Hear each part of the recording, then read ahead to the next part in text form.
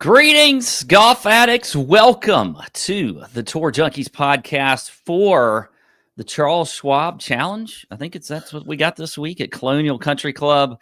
And we're coming off a great PGA Championship. Well, it was kind of good, I guess. Scottie Scheffler won, obviously. We're going to recap the PGA Championship real quick. I got just Matt with me this week. Once again, after a major, DB doesn't show up. And so it's just me and Matt again this week. I don't know. This is like the third or fourth time this year, and we've gotten to be. Maybe it's just it's just the Matt and Pat show at this point. I mean, that's pretty much what it needs to be. But DB is traveling. He's going to Omaha. I don't know who goes to Omaha. Like, what do you do in Omaha?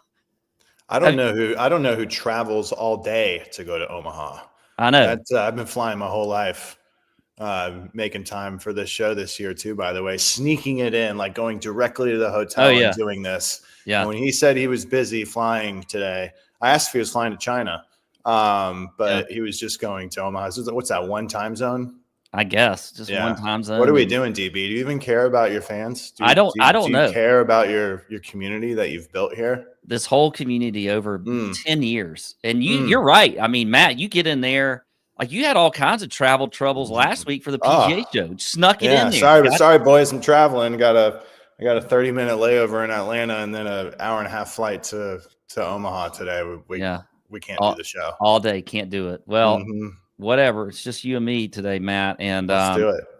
We're going to get into some bets. We're going to get some top 20s outrights for Colonial this week. I'll get some course intel from you. I know you've played here several times. You've actually got a couple good finishes here. I looked it up, Matt. I might be telling you something you don't know. I don't know. But let's talk about the PGA first. So Scottie wins. It's just, look, yesterday was weird too, because at one point I thought it was going to be a good tournament. And then the next thing you know, Scottie's winning by 5 or 6 or whatever it was, and people just kind of falling off by the wayside when they got to the Green Mile. Scottie gets to the Green Mile and just lights it up. I mean, he kind of screwed up 18 yesterday, but it didn't matter. He didn't have to do anything anyway. Saturday was amazing what he did on the Green Mile to finish it and just basically took the golf tournament then on Saturday. Matt, I know you were there. You were calling some action. What were your thoughts on the week? Scottie winning. I think you were with his group at least on Thursday, maybe Friday. Too? I had Scottie, Rory, and Xander on Thursday, and it was for the star power that group packed.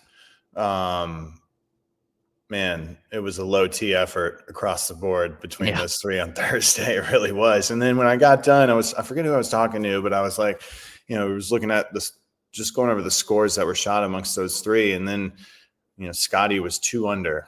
And it was like, man, that felt like 1 or 2 over today.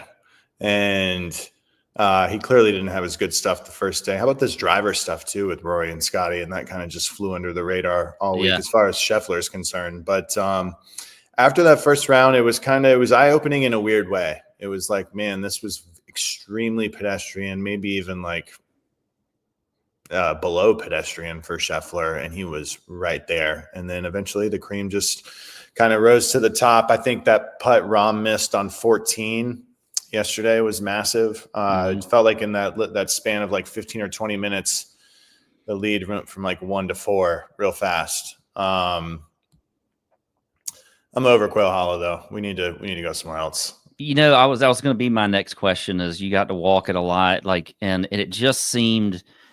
I mean, I don't know how it is that a course can produce a leaderboard, but you get these amazing leaderboards at Augusta National. And then last week at Quail, it just wasn't good at all. Like there just wasn't like what is it about the course? And maybe I don't want to badmouth the course too much because I know it's in excellent shape and it's a beautiful property and all of that. But what is it about last week, maybe we won't just say like Quail Hollow in general, but last week that really kind of made the tournament what it was? And I mean, you just made the comment about Quail. So what are your thoughts on the course and why we got what we got? Well, eventually it did shake out to be a decent leaderboard. At some point on Sunday, we had Bryson, Rahm, and Scheffler up there. True. I totally see what you're saying though. Like the rest of the week until about, 60 holes in, that's when we got a good leaderboard. But the rest of the week, it was a tough scene. I I don't know why the reason is for that. Me personally, I know it's easy for guys to just pile on with opinion, pile on somebody else's opinion. Oh, Quail Hollow sucks, blah, blah, blah. This is an original take from me. I withdrew from Quail Hollow the first time I ever played a practice round there. I just thought you had to hook it around that place. I didn't like it. I thought it was just, maybe I was a little in over my head, but that place would just kick the shit out of me every time. This is the first time I played. Eventually I would go back and play because I needed to play. But I don't know. I think we just see it too much. Mm-hmm. We do. It seems weird to have a course like that. I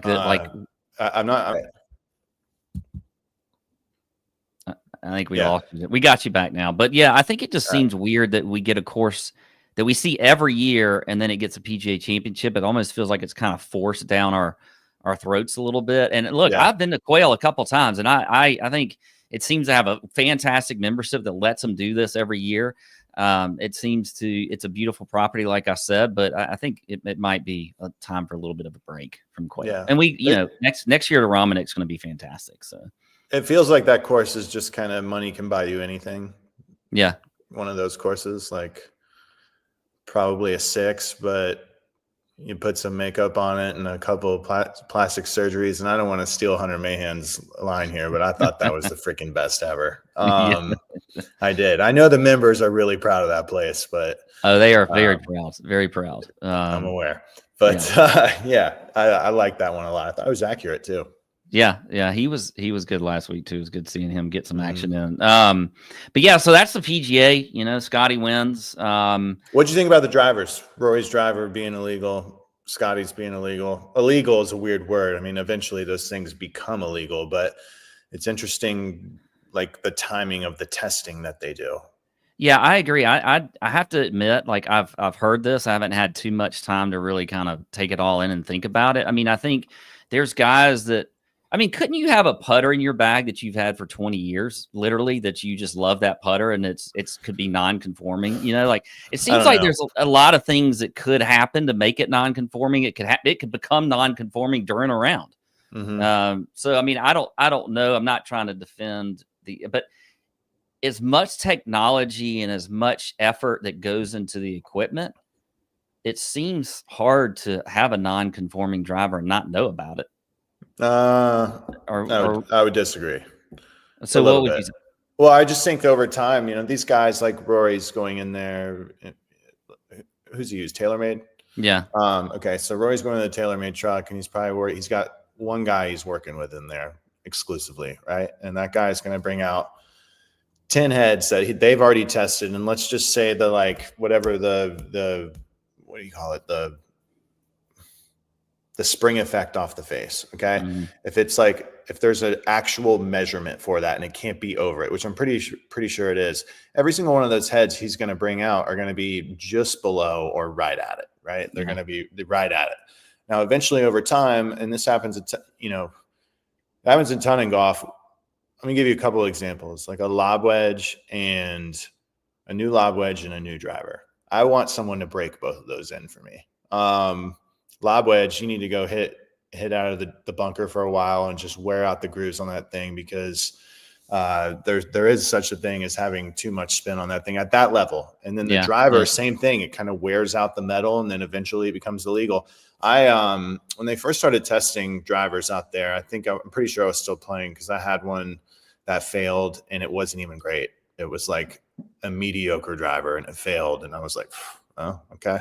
But knowing like the difference between illegal and legal, just naturally, like the feel, I would have a really hard time believing anyone can tell the difference. I guess I don't know if I'm saying they can tell the difference from hitting it, but I mean, how much are they looking at those numbers, on a daily basis where they can maybe have an inkling of a, suspicion? Oh, they definitely know when they got a hot head for sure. But I mean, no one's going to volunteer to go like, hey guys, can you test this real quick? I want to make sure it's okay. I mean, they might test 3 times a year out there. I mean, maybe this wasn't even a PGA Tour event. This is a PGA of America. So it's a totally different governing body. It could be just exclusive to that event. Because I'm not so sure how much driver testing is going on out there. But I did like, I think Xander said it. Like, if you're going to test 30 guys randomly with their drivers, test everybody's. I mean, you need to test everyone's in the field. Yeah, I would agree with that. And it does seem like it's just kind of random. And on top of it, like, why not do that anyway so that you don't have this suspicion after the fact? Like, at least if everybody's getting consistently tested out there, you know, it is what it is. But I don't know. Now this comes out and you got, you know, there's folks that are going to look at it.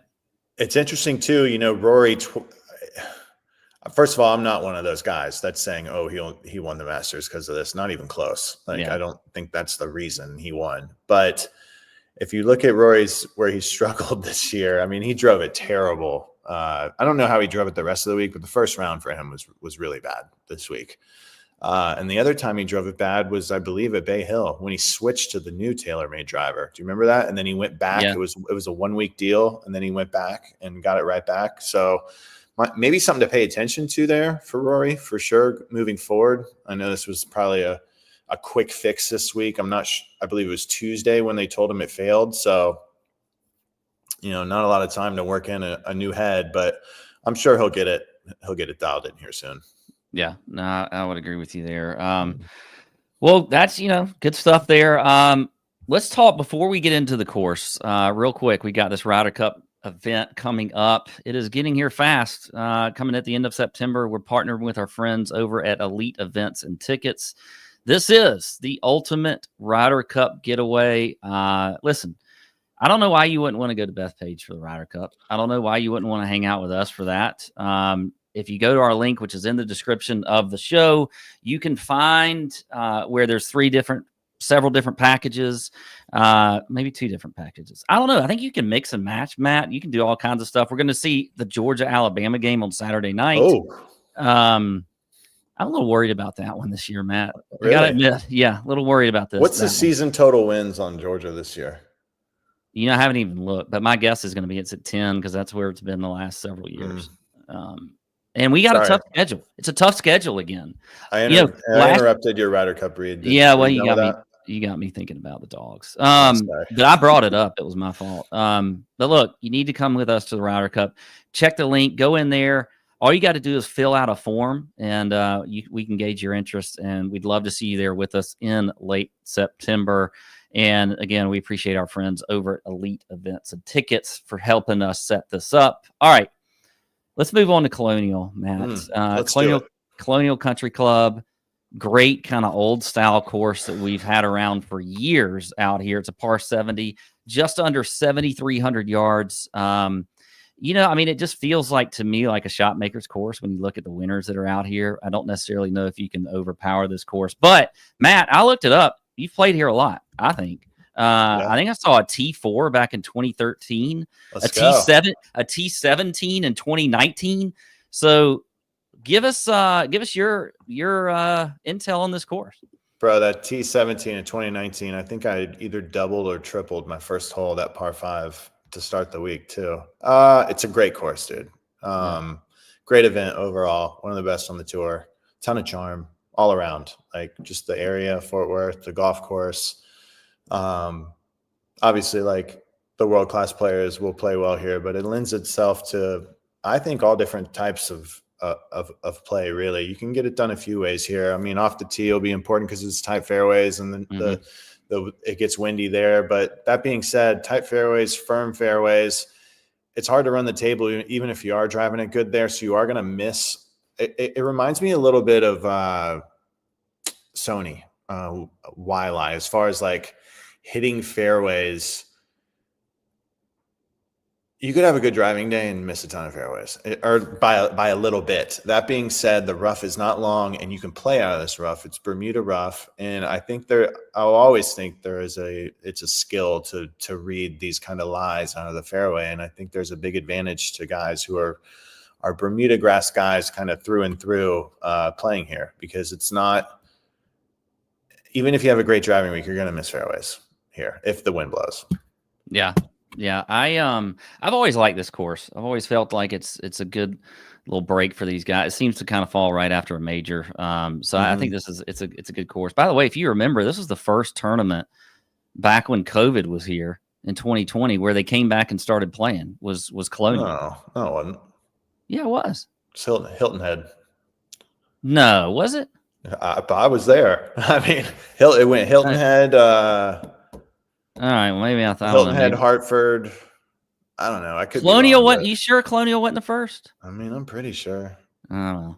If maybe I wasn't in it, but I don't know. It could have been. Either way, it's well, I know they moved the schedule around too. They just they kind of moved tournaments, and it was a weird time, obviously. But yeah, I think this is one of those weeks where a lot of different players can win. We do have Scottie in the field this week, at least right now. I think he'll play. So we have him in the field. So there's a big gap when you look at the numbers, and we'll get into the outright bets in here in a minute between Scottie and the rest of the guys. By the way, the season long bet, Matt. I guess I don't know if we can do the draft because we don't have DB, but I can give a little update from where we were last week, and DB still has a big lead. He's at just over 13 million. I had a big week though. I had Scottie and Denny McCarthy. Scottie obviously won. Denny McCarthy was in the top 10. So I won just over 3.8 million. I'm now in second at 11.5 million. The first week, the week I get the first pick, Roy just shits the bed. Unbelievable. Well, English saved you though. Yeah, he did. I mean, Harris English had a fantastic multiple ways. Yes, he had a fantastic day on Sunday. Ended up winning you almost 1.5 million. So you didn't lose a ton of ground. The person who lost the most ground was Tony. So to be fair, I totally forgot about Harris English pick on here. But I did bet him the most random bet ever. I think it was Wednesday night. I bet him to finish top 5. Who even bets top 5s? But I did, and he snuck in there. I didn't even realize it until I was clearing security at the airport yesterday. Totally gave up on it, and then was looking at the leaderboard, and he was like tied for 5th, and then it just kept getting better and better. It was a great round for Harris English on Sunday, so he definitely made you some money, and I think several folks some money. But yeah, we'll do the we'll post the updates next week. We'll get into it, but we'll do the draft offline here. But right now, Matt is gonna have to start writing some comedic stuff. So I kind of want to lose. I want to do this comedian thing, anyways. I think it would be kind of fun. It'd be fun. I think there should also be a requirement that we should have to show up to watch it. Oh, yeah. You gotta be there. DB definitely has to show up to watch it because DB is going to be part of my crowd work for sure. Good. Yeah, we need to make sure that happens. He's probably sitting right now in a hotel room in Omaha watching us is what he's doing when he could be on the show with us, but he's just sitting at the hotel room or at the hotel bar having a beer or something. I don't know. Anyway. All right. We're going to get in some bets here. By the way, our friends at Bet the Number, we had a great week last week with Bet the Number, BTN. Check out the link in the description. You can go in there, sign up for Bet the Number. You can use the code TJ. You can get $5 off a month or off the monthly or $50 off the yearly. BTN's been fantastic to us. I know Matt uses them. It's just an easy website to use as far as all your data, all your stats, everything. Look, if it's easy for me to do it, I mean, I don't know why you wouldn't do it. So get in there, betthenumber.com, check it out, use the code TJ, and sign up. All right. Outright bets, Matt, first, and then we'll do some top 20s. And then real quick. Last week, I had a ton of people say what's up from the tour junkies out there. And one guy gave me his name a couple of times. I wanted to shout out on the show. And I think it's Connor.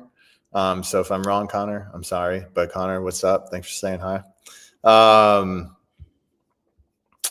Yeah, a lot of fans out there. It was packed out there in general last week, Pat, but a lot of tour junkies out there in Charlotte. Well, I love hearing it. I noticed that there were a ton of fans out there. Dude, and it was fucking slammed out there. Yeah. I have not seen that many people in a tournament in a long time. It just seemed like every hole was packed. It was. Every hole. Yeah. Great weather, too. Great weather. Well, for the tournament. Yeah, for the spectators. not before that. But by the way, like we can't wrap up any of this tournament talk at the PGA without a little bit of Siwoo talk, because Siwoo was electric last week, just like he always is. He had a hole-in-one. He's smoking a dart walking down the fairway and just says, and he doesn't even smoke, I think, and he just started smoking, and they were like, "Why are you smoking?" He was like, "I don't know, I'm getting old and stressed." And so, yeah, we got to witness Siwoo just being Siwoo. I don't know if you noticed any Siwoo stuff out there. I think he had some drivers off the deck. So I'll walk you through my week with Siwoo. So Wednesday, I see him and Manny on the range, and I'm just chatting with Manny, watching Siwoo hit balls. And I go, "Who you paired with this week?" And Siwoo looks at me and he goes, "No respect, disrespectful." And I don't know who he was paired with, but it wasn't great. And then Friday, I get done with I was covering Bryson in the morning. He's done at like 1, and I got my driver, who is a Bulldog, by the way, Quinn Edwards. Shout out Quinn. He's rounding the corner, and we almost run into Manny and Siwoo walking to the tee, and they were laughing. I was like, "What's up, boys?" And they were laughing, and I go, "This is gonna be good luck today. Something good's gonna happen for you." And then he made, what did he shoot, like 6 or 7 under with a hole-in-one? Yeah, it was pretty sick. But I mean, that celebration's so good. He's the freaking best, man. He really is. Yeah, I love Siwoo. I'm glad he had a partially good week. He definitely had some good moments, but it was nice to see. And how about the moment Saturday in scoring was Scottie, when he's just like numb. I mean, he is numb. Homa looks numb too. They were both just kind of like, "What the hell just happened?" Well, and then Homa was looking great, then he wasn't. So that's a weird deal there still. Yeah, everybody's quick to want to make him be back, but he's not quite there yet. But but you want to know who is back and was in a similar boat as Max Homa, and I was pumping his tires earlier this year. I know you're going to say. Guys, I know you're going to say it. Davis Riley. You're goddamn right, Davis Riley. Yes. I have him written down. I have him written down as a top 20. Now, I'll give the number out later, but he is one of my top 20 locks this week, is Davis Riley. Won here last year, by the way. So, dude, I know. I mean, what is going on? He is really coming around. So we'll talk about Davis Riley in just a minute. But let's get into some outrights first. All right, Matt, I'll start with a couple that I like kind of near the top. And we'll, just to kind of run down the numbers here, obviously we've got Scottie's a favorite this week. And then it jumps all the way to Jordan Spieth and Hideki. And so if I'm looking at like we'll say up to 40-1 in that kind of range, I got 3 that I like here. I like Daniel Berger. Same. At 25-1. I mean, you look at, the BTN model has strokes gained off the tee, has approach. It has the approach bucket from 125 to 200 yards. Scrambling, we do like it, bet the number this week. And then actually we've got around the green and then a separate scrambling stat in here. So Daniel Berger, though, is 7th in the model at that 25-1 number. I do like that. So he'll be my first one. Thoughts on that? Well, just I like Berger a lot here too. I mean, he's a past champ. He's got really good form. Look, that place last week was probably not cut out for him, so I'm not super worried about tied for 33rd. But he's playing some nice golf right now. There's some good finishes on the board for Berger, and coming into a place where it should be pretty right for him. Yeah. No, I like Berger a lot. All right, who do you like next up in that kind of? Well, I'm going. Okay, so after Berger, I'm having a hard time pulling the trigger on Fleetwood. McNeely. That was the next one I wanted to talk about. Was a little bit of Mav. He interests me more than Fleetwood, but I still think I'm passing. Go ahead. What do you like about Mav? Well, I mean, I think, he's one of those, I just feel like just been so solid this year. He might be more of a top 20 play. I just don't know if we get the victory out of him. He's plus 130 as a top 20. He is 27th in the BTN model. His history here is okay. He's had 2 top 20s in the last 4 years. Very consistent, though. He missed a cut once in the last 5 years. But a victory could be questionable. I don't know. He did have a T3 at Heritage, a few weeks ago. I don't know. The 30-1 number is what's kind of like, I wish that number was a little bit longer. Same. I'm going to look here actually and see. Yeah, I mean, I'm looking at DK. He's 30-1. He is 33-1 on FanDuel and BetMGM. So you do get a little better number on McNeely on those two websites or sports books. But the next one I think for me is I'm going to go with Harris English, 40-1. Coming off that second place, great finish. He's really kind of been sneaky good in my opinion. Yeah. The T11th at the Wells Fargo. He had a 12th place finish at Augusta. He was 12th here 2 years ago. He won Torrey this year. Yeah, I mean, I think Harris English at 40-1 seems like a really good number. This feels like a course that he can win on. Is he one that kind of sparked your interest at all? He does. One other guy does as well at 40-1. JT Poston. I know he had a good finish last week. The strokes gained putting numbers for him are glaring. Like he's almost. I mean, it's not good. Isn't JT normally a pretty nice putter year in and year out? Yeah, his putting numbers have not been good. Yeah, but if you look at his track record here, I mean, he pops a little bit. He's got some missed cuts, but he's also got some nice finishes. And I mean, this is a guy with, T11 at the Heritage, 5th last week, decent form. I could see him winning here at 40-1. I like him at 40-1 better than Mav at 30-1. He has, by the way, like he was putting bad earlier this year, but if you go back now, the last 3 tournaments, going back to the Heritage where he's been playing well, he's gained a lot of strokes putting. He gained over 4 at the PGA. He gained over 3.5 at Truist. He must have had a terrible week at Augusta, and it's just effing with his numbers a little bit. He did have a bad week at Augusta. He lost almost a stroke on putting, but then right after that, he gained over 5 at the Heritage. So, and he's been those last 3 tournaments where he's been putting well. He's got a T11, a T23, and a T5. So Poston definitely, I think, has turned that putting around. And I think that, I like him a lot too. Especially whenever he's got, this feels like JT Poston time. I feel like this time, like when we get into June, like he just starts to play a lot better. So I'm with you there on JT Poston. You want to move down a little more? I got a couple of a couple guys caught my eye. Do you want to talk about JJ Spawn? Oh, I did see that earlier too. Just curious.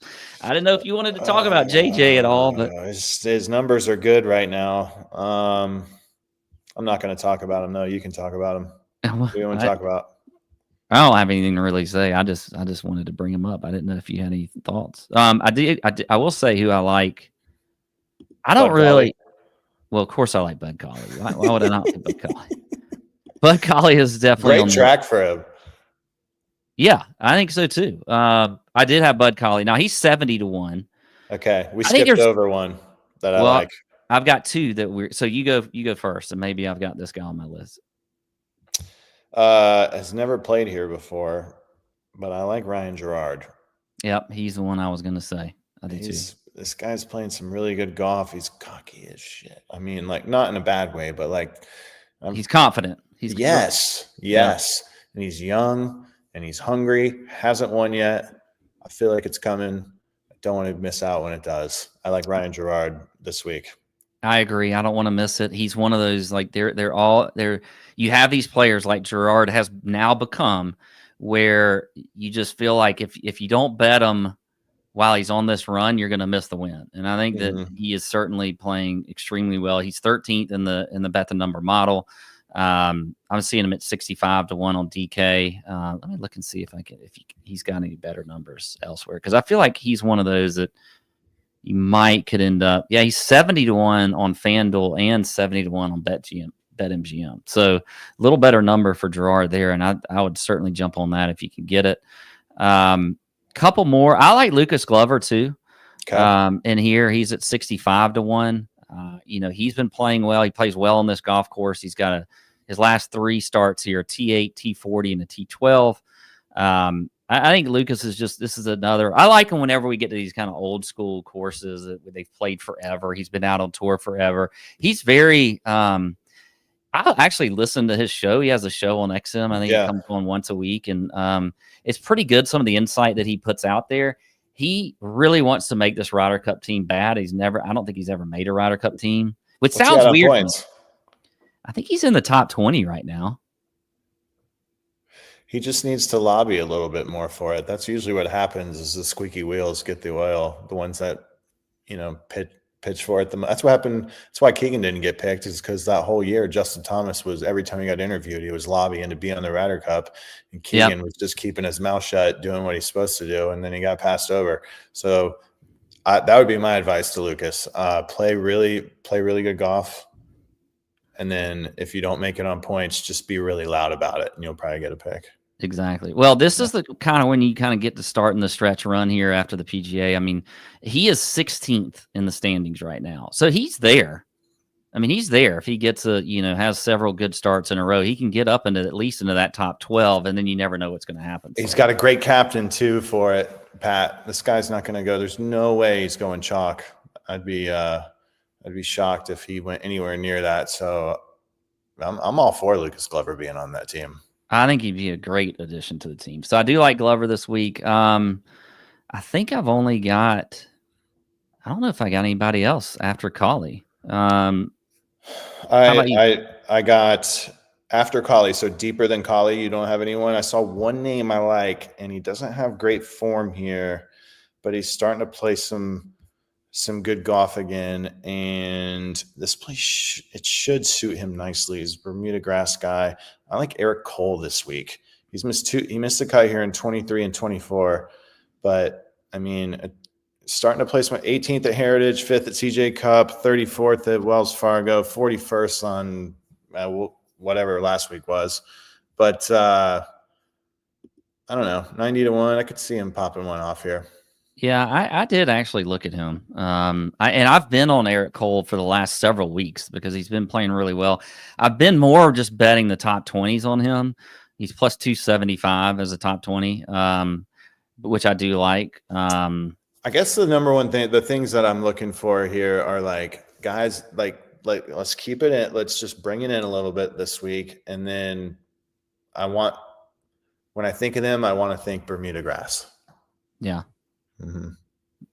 Well, I do like Cole. I don't know. I'm just kind of looking down the board here if there's any other longer shot guys that I think could actually win this week. What's Cole? Cole's at 90. We're 90 or 100, right around there. Yeah, he's 90 to 1. Like I want to bet like Kirk. I want him to start playing some good golf because this would be a great week for Chris Kirk. He's obviously had success here, but it's kind of just one of those like keep it in front of you, hit your little dinkers out there, wear these guys out with the irons, get up and down on a few holes and see where it adds up at the end of the day. What about your boy, Rio? Yeah, I don't know. No? I look, I love Rio Hisatunstia. I mean, I love Hisatunstia. I know you do. But I don't know. I watched him play a few holes last week in Hisatunstia. You did go watch him. I watched him on TV. On TV, I just thought sometimes the body language was a little off. He had a couple of really bad shots that I saw, but I don't know if he's ready to win yet. Just don't know if he's ready to win yet. But I like him. So, all right. Cam Davis do anything for you? I mean, it is kind of Cam Davis season right now. It feels like. It is. What's he? 110 to 1 somewhere in there. Yeah, his model score is not great, but neither are a few of the guys I threw out. Yeah, this is we're getting into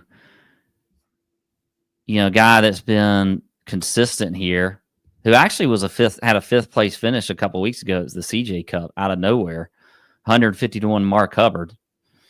Oh. He's been interesting. Chandler Phillips is another name I did look at. He's at 170 to 1. He was T15 at the CJ Cup, had a T12 here last year. Seeing Scottie bet the mortgage in the chat, Pat. I mean, which is totally fine, but if you're doing that, is that the only bet you're making this week? Not me. No, but I'm saying like if you were doing it from a strategic standpoint, like you can't bet another outright, right? I don't think so. I mean, you just got to go all in on Scottie if that's what you're doing. Yeah. That's not any fun, though. No. Well, it is fun winning money. Would have been last week. Yeah. Winning money is fun. I think we're supposed to try to help people do that. All right, let's go with some top 20s here. I'm going to give you 2 locks, Matt, and I don't know what you have, but I'm going to give you 2 locks, and then I'm going to give you a long shot play over 4-1. I like Daniel Berger at the plus money, so he's right there at plus 100, so even money basically. I like Daniel Berger at that even money. I like Davis Riley at plus 180. So I'm stealing him from you because I already wrote it down, and I don't care if I know you're a big Davis Riley guy, but I do like that. I love that number. Plus 180 is a top 20. And then my long shot, who seems to be healthy now. He had a good finish a couple weeks ago at the CJ Cup. He's played well here. This feels like another good course because he's finished second here 2 years ago. Last year he withdrew, and I think that was part of the injury concerns that he was having. But I had a 5th place finish a couple weeks ago at the CJ Cup. Adam Schenk is 5-1 as a top 20. What'd you call him? Shank? Shank? Adam Shank? Is that what it is? Shunk? Or do you just mess around and call him that? I don't know. It's just like shank because it sounds like a golf word. It is. All right. I'm looking for my flyer top 10. I think I just found them. Okay, my top 10s. I have one. Davis Riley was one of mine. And then I have JT Poston as well. Plus 150 on Poston, plus 185 on Riley. And then for my long shot, I'm going to go EVR top 20. It's a little over plus 400. Yeah, I looked at that too. MC Hammer last week, but playing some decent golf. Don't hate it at all. Yeah, I'm a fan of EVR. He seems like a great dude too. So yeah, he's awesome. Awesome. We've walked with him at the Players before, and he's just so accommodating. Gives us a lot of good information. Some of it off the record. Actually, most of it feels like it's off the record. Most off the record, yeah. Those are usually the good guys. It's good stuff. How about Sam? What the hell's going on with Sam Ryder's game? I mean, I know it's random, but he historically, like when I think of Sam Ryder, I think he's a pretty nice ball striker. Yeah. He's never made a cut here. 5 missed cuts in a row. Hasn't in the last 5 weeks. He missed 1 cut at the CJ Cup. 170 to 1. I might be. I don't know. Is this? I'm not. Go ahead. Sorry. Oh, you know what? I got a flyer top 20. One more. Bo Hostler. Okay. All right. I can take that a little more than Sam Ryder. No, I was just more curious about Sam. Yeah. I thought you were going to have I used to have a gut play of the week that I would always try to, but I don't know if I could even get to Sam Ryder on the gut play of the week, but I can on Bo Hostler. I can get there with you on that. Yeah. Bo Show. That's got to be his best major finish, isn't it? Yeah. Texas guy too. University of Texas. So, all right, Matt, I got to get out of here. Okay. I got to go pick up kids and stuff. I don't know what you got to do, but I appreciate you doing what you do, which is show up, give us great information. You don't fly all day to China / Omaha, or maybe when you do fly, you still come up here and you hang out with me, and you don't make me do this show by myself, which I appreciate. And let's have a good week. Colonial's a good tournament, and we'll be back next week. Let's do it. Yeah, Memorial next week. That'll be fun. Thank you, Matt. All right, well, see ya. All right, folks, I'm out.